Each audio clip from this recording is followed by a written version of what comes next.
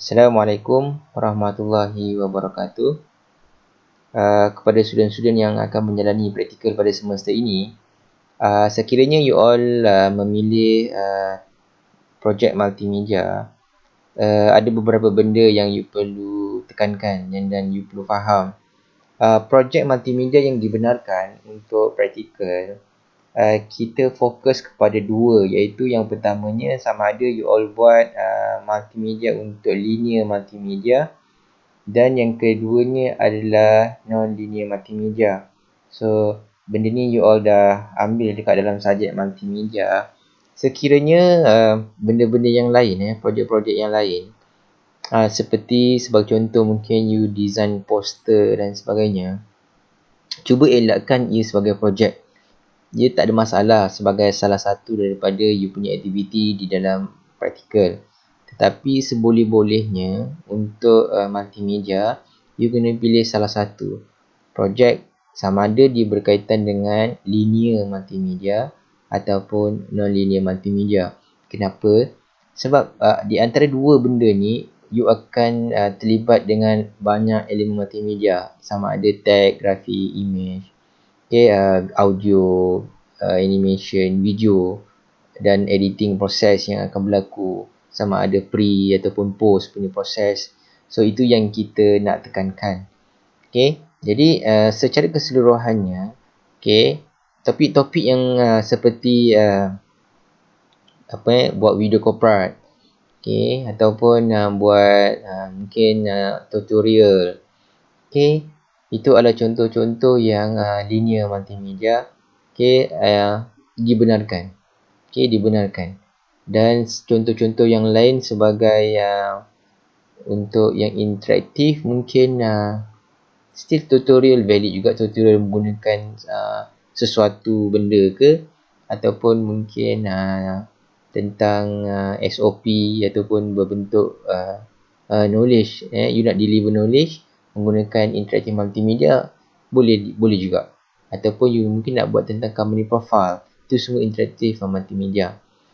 Jadi sekiranya you buat web, ada juga yang pelajar-pelajar yang mungkin terlibat dengan buat web. Bukan buat web, adakah itu sistem atau multimedia?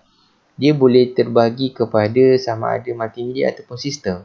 Sekiranya you letakkan web tu adalah di dalam kategori multimedia, so elemen yang you kena fokus di dalam website design tu adalah, yang pertamanya design tu akan meliputi elemen multimedia. Kita ada teks, kita ada image, kita ada video, semua benda-benda tu, audio, semua benda tu kena ada dalam you punya website. Elemen-elemen tu you kena letakkan dan you kena highlightkan nanti dekat dalam you punya report. Dapat tak? Kalau apa lagi tajuk-tajuk yang mungkin boleh dekat dalam multimedia? Any application yang melibatkan interaktif, sama ada you gunakan mobile ataupun you gunakan website, contoh dan sebagainya, still valid dalam kategori multimedia. Dia akan mungkin multimedia web design. Dia tak fokus pada sistem, tetapi dia fokus kepada design. So design tu meliputi dari segi dia punya layout, cara you design layout, cara you edit. Itu proses-proses yang kita tengok dari sudut multimedia, bukan lebih kepada sistem. Tapi still masih ada juga structure yang you kena buat. Jadi kalau you tengok dekat dalam report ni, kalau you tengok dekat dalam report ni, ini mungkin sebahagian yang you boleh tengok sekiranya you nak buat multimedia. Yang pertamanya tentang organisation tak kisah sama ada you terlibat dengan organisasi yang terlibat dekat dalam multimedia secara terus, langsung, ataupun mungkin department yang mungkin tak berkaitan dengan multimedia pun, tetapi you mempunyai kerja yang berkaitan dengan multimedia. So ini tak ada masalah, you just pilih mana-mana organisasi. Cumanya saya nasihatkan seboleh-bolehnya you pilih organisasi yang ada IT department. Kalau you cari yang tak ada IT department, mungkin dekat situ you tak boleh belajar sesuatu pun, sebab tak ada orang yang nak ajar you tentang macam mana nak buat ni, macam mana nak buat tu, sebab you depend on you punya usaha sendiri. So kita nak ada give and take, bermaksud you usaha dan mungkin organisasi boleh share dia punya experience. Okay, berbalik kepada ni. Okay, ini tentang organisasi, you all dah pilih kan? Okay, tak ada masalah. Yang penting saya highlightkan ada unit IT. Itu yang paling penting. Kalau tak ada pun you kena pandai lah manage. Okay, berkaitan dengan projek. Okay, introduction to project ni, you kena tahu apa benda sebenarnya yang you nak settle. Apa benda yang you nak accomplish. Okay, mungkin nak bagi tutorial berkenaan dengan safety, keselamatan dekat dalam company.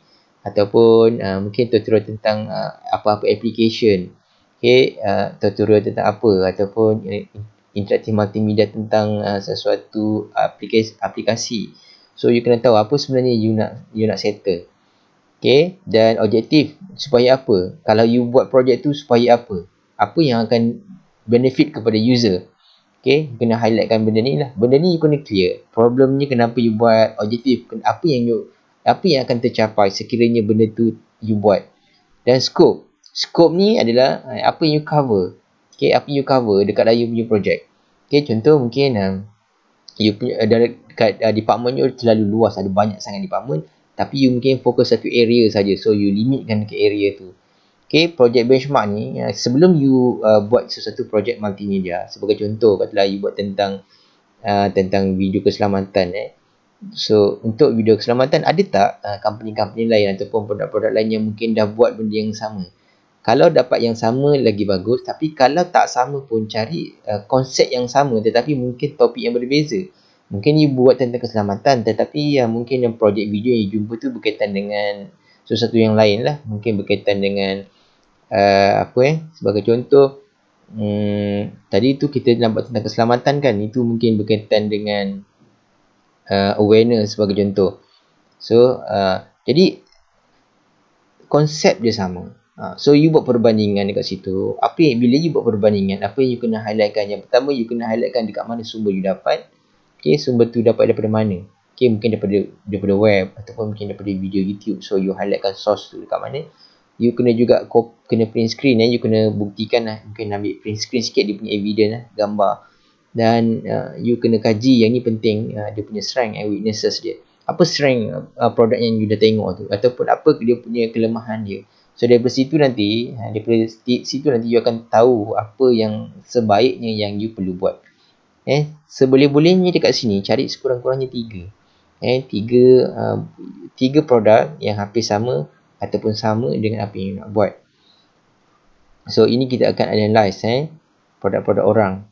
Okay, dan seterusnya you buat ni untuk siapa? Klien ni siapa? Sama ada untuk company tu sendiri ataupun mungkin untuk target audience yang berbeza, you just highlightkan. Okay, di dalam you punya report juga, perlu ditekankan beberapa benda. Yang pertamanya, kadang-kadang kita gunakan dekat dalam kelas mungkin software yang berbeza. Tetapi bila dekat industri, mungkin industri akan suruh guna yang sesuatu yang berbeza yang you tak pernah dengar ataupun you tak pernah tahu pun. So, you justify ataupun you boleh buat penerangan sedikit tentang hardware ataupun software yang you gunakan untuk menghasilkan produk. Sebagai contoh, katalah you gunakan Filmora sebagai contoh. Kita dulu tak belajar pun contoh. Tetapi dekat industri kata tidak guna Filmora. So, you boleh ceritakan sikit tentang Filmora. Mungkin dari segi dia punya justifikasi lah. Justifikasi kenapa software tu dipilih. Mungkin ada dia punya strength dia, kelebihan dia. So, you just highlightkan dekat bahagian hardware ataupun software yang you gunakan untuk develop. Ketika pre-production, sebagai contoh katalah you buat video, mungkin you ada gunakan beberapa tools. Mungkin you akan gunakan handycam, mungkin ada special handycam. So, you boleh highlightkan benda-benda ni. Sebab teknologi ni atau device ni mungkin industri guna tapi you tak guna sebelum ni. So, you boleh highlightkan dari segi hardware tu, spek dia macam mana, apa kelebihan dia, justifikasi dia.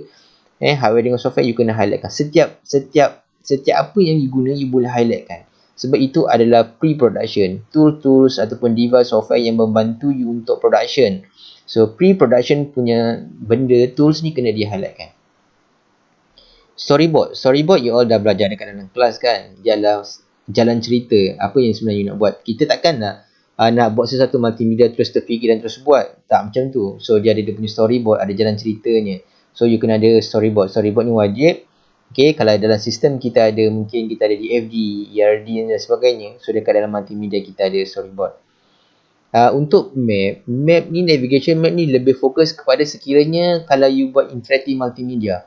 Interaktif multimedia sebab dia boleh pergi multiple way. Mungkin sekejap ni kita klik sini, sekejap ni kita klik sini. Dia bukannya by sequence. Kalau linear multimedia, dia mungkin sequence dia terus dia tegak. Dia lepas satu, lepas satu scene, lepas satu scene macam tu. So kita perlukan storyboard yang strong. Tapi untuk interactive multimedia, sesiapa yang terlibat, you perlukan navigation map. Sebab navigation map ni adalah dia punya layout. Layout apa yang kita nak buat. Okay, so dekat dalam multimedia element, okay, ini benda yang penting lah di dalam multimedia sebab kita tak buat sistem. Jadi, apa benda yang you perlu highlightkan dekat dalam you punya project nanti? Ini adalah elemen-elemen multimedia yang you perlu highlight. Apa maksud highlight? Highlight bermaksud you kena justify, kena very specific dengan project. Sebagai contoh, untuk audio. Saya tak nak yang kalau student buat dia terlalu general lah. Yang kalau student semester depan pun bila dia buka, dia boleh guna just copy and paste macam tu. Tak. Apa yang saya maksudkan? Sebagai contoh untuk audio, you boleh justify dekat sini audio apa yang you guna. Mungkin ada you rakam sendiri ataupun you beli ataupun you dapat. You boleh cerita dekat dalam ni apa audio yang you guna, proses apa yang you buat, editing ke dan sebagainya. You boleh ceritakan dekat sini. Yang very specific dengan you punya project. Begitu juga dengan video. Video mungkin you gunakan as a source daripada YouTube, you ambil apa videonya. Mungkin ada source yang mungkin you ambil sendiri apa videonya. Mungkin you boleh letakkan sampel. Okay, dekat sini kalau boleh letakkan sampel. Contoh video ni, ada video yang mungkin you dapatkan daripada YouTube. So you letak sampel video daripada YouTube tu. Just mungkin print screen satu atau dua. Ataupun video yang you ambil sendiri. So benda tu you boleh letak dekat dalam video. Okay, mungkin dari segi video ni apa lagi yang you gunakan. Okay, you boleh highlight dekat sini. Grafik pun sama juga. So, selain daripada penerangan, ada evidence. Ada bukti yang you kena sertakan. Ingat, jangan sekali-sekali buat topik ni too general macam ayat buku untuk belajar. Tak, macam tu. Dia adalah spesifik kepada projek. Dekat dalam projek tu, apa yang you buat, relatekan ke semua benda ni, 5 benda ni dengan projek. Contoh grafik juga, image. Apa image yang you buat? So, letak sampel dekat situ. Animation apa yang you buat? So you kalau kan dekat dalam video production ada banyak contoh animation kan. Animation apa efek yang you gunakan. So you boleh highlight kat situ lah dan berserta sampel.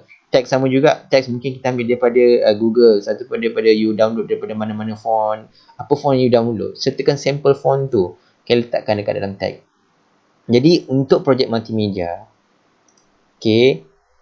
So untuk projek multimedia secara keseluruhannya yang saya nak highlightkan adalah okay, seboleh-bolehnya elemen multimedia tu you cover. Sama ada you ambil sendiri, buat sendiri ataupun you ambil daripada mana-mana dan benda tu you kena mention. Kalau you buat sendiri, mention buat sendiri. Kalau you ambil daripada source internet, you kena mention benda tu you dapatkan daripada source internet. Sebab itu saya kata topik-topik tu dia tak boleh too general, dia akan spesifikkan apa yang telah you buat. Okay, jadi apa lagi tentang multimedia? Tentang evidence tu boleh juga you sertakan dekat bahagian reference. Reference tu you boleh juga sertakan dekat bahagian reference. Mungkin untuk image editing mungkin you boleh sertakan image-image yang sebelum you edit macam mana. Mungkin dekat bahagian dekat dalam report yang utama tu mungkin itu adalah you punya output yang terakhir, last output. Tapi mungkin ada you nak sertakan bukti-bukti yang you buat sebelum dan selepas. So benda tu you boleh letak dekat bahagian reference bahagian belakang.